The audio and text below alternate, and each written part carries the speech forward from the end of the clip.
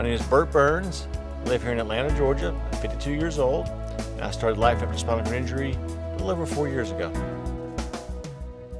I started life after spinal cord injury about 4 years ago. I talked to inpatients and show them how life goes on. I talked to the staff so they can see people that are out in the community that have been in chairs for a while, and I talked to spinal cord injury support groups, usually in the evening. I've been using a wheelchair for 32 years.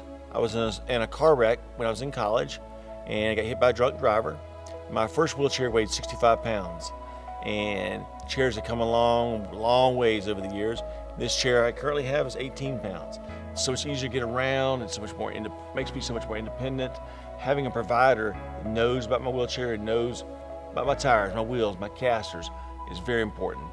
I know my chair real well. I know exactly what I need in my wheelchair. If something goes wrong with my wheels or something goes wrong in the back of my chair, I can call my provider and have them ship me the part. I can fix it and everything's good.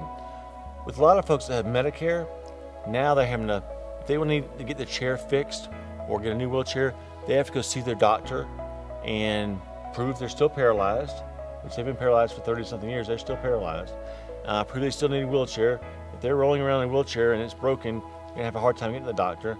It'd be so much easier if they can just go to the provider and get the new chair. Using a wheelchair 32 years, if all of a sudden I got cured and I didn't have to use a wheelchair anymore, my hands started working and my legs worked, the last thing I want to do is go get in line and wait for Medicare to buy me a wheelchair or buy me supplies or buy me any kind of stuff. I'm moving on with life. I'm walking now. The wheelchair is the last thing I ever want to see again. I use a wheelchair all the time. I'm married, I have kids, I run errands, I take kids to school, I go to football practice, I go to baseball practice, I work a full-time job. If my wheelchair is broken or I don't have a wheelchair, how am I going to do any of those things? I want to lead a normal life like everybody else does, and there's no sense in stopping me from doing that just because I can't get my wheelchair fixed.